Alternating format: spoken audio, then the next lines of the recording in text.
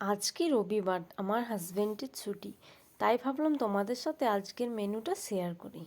এখানে মাংস ম্যারিনেট করে রেখে দিয়েছি মশলা মাখিয়ে।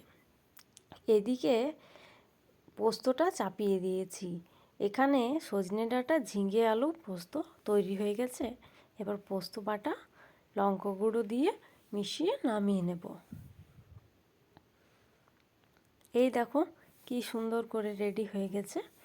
এবার এখানে তেল দিয়ে এই আলুগুলো ভেজে নেব। এগুলো মাংসের ঝোলের জন্য, আমরা আলু দিয়েই মাংসের ঝোল বানিয়ে থাকি, সবাই তাই পছন্দ করে।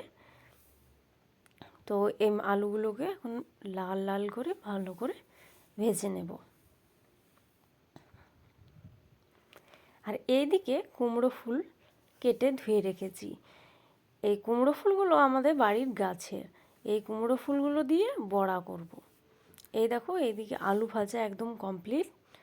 এদিকে পেঁয়াজ দিয়ে দিয়েছি তেলে। পেঁয়াজ ভাজা হয়ে গেলে ম্যারিনেট করা মাংসটা এর মধ্যে দিয়ে দেব, দিয়ে সুন্দর করে কষাতে থাকবো।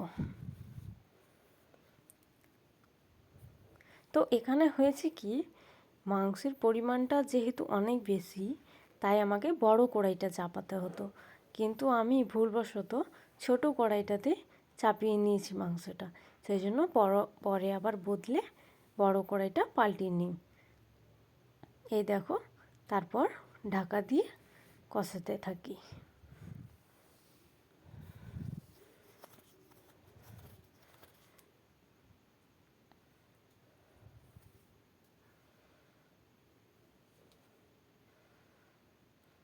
এই দেখো, মাংস পুরোপুরি একদম রেডি হয়ে গেছে কষানো।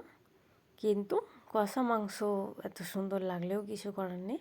আমাদের যেহেতু ঝোল হবে, সেহেতু আমরা এতে জল দিয়ে দেব। এবার জল দিয়ে ফুটিয়ে নেব যতক্ষণ না সিদ্ধ হচ্ছে।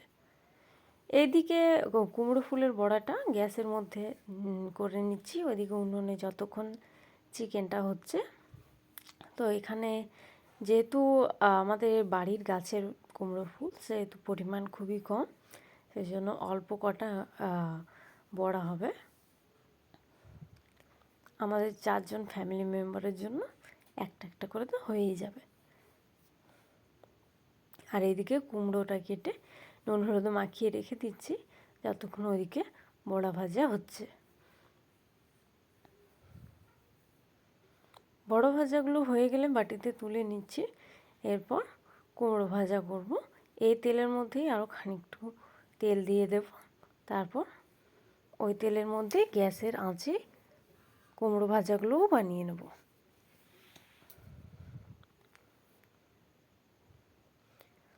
তো এখানে তেল দেওয়া হয়ে গেছে, কুমড়োগুলো দিয়ে দিলাম। এবার ভাজা হচ্ছে। ঢাকা দিয়ে দেব যাতে ভেতর থেকে সুন্দরভাবে সেদ্ধ হয়ে যায়, নরম হয়ে যায়। আর ওইদিকে আমার চিকেন ততক্ষণে মনে হয় রেডি হয়ে গেছে, আলু দিয়ে মাংসের ঝোল। তো এটা ঢাকা দিয়ে রেখে দেখি ওইদিকে চলো। এই যে একদম পুরোপুরি রেডি হয়ে গেছে। এবার গরম গরম নামিয়ে সার্ভ করলেই একদম রেডি সব। এই দেখো, কুমড়ো ভাজাও রেডি হয়ে গেছে, কিন্তু এখনও একটা মেনু বাকি আছে। তো এটা নামিয়ে নিচ্ছি। দেখো কেমন হয়েছে কুমড়ো ভাজাগুলো।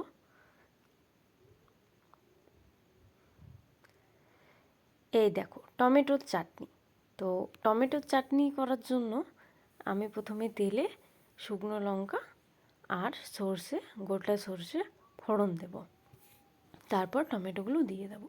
টমেটোগুলো যাতে তাড়াতাড়ি গলে যায়, তার জন্য সামান্যখানি নুন আর হলুদ দিয়ে ঢাকা দিয়ে, মানে আগুনে ঢাকা দিয়ে দেবো, যাতে তাড়াতাড়ি টমেটোটা গলে যায় আর চাটনি রেডি হয়ে যায়। তো আজকে রবিবারের মেনুটা তোমাদের সকলের কেমন লেগেছে জানতে ভুলবে না আমাকে। তো দেখো, এই হচ্ছে সজনে ডাঁটা, ঝিঙে, আলু পোস্ত। তো আমিও ফার্স্ট ট্রাই করেছি, জানি না কেমন লাগবে, তো তোমরাও করে দেখতে পারো। এই হচ্ছে কুমড়ো ভাজা, কি সুন্দর লাগছে না কুমড়ো ভাজাগুলো, ভেতর থেকেও নরম কিন্তু।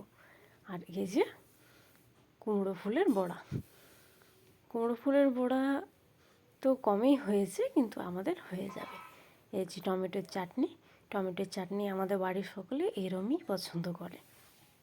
আর এই যে ভাত, ভাতের মধ্যে আমি আজকে দিয়ে দিয়েছিলাম কাল্লা আর ঝিঙে। তো ঝিঙে ভাতে খেতে কার কার পছন্দ জানিও।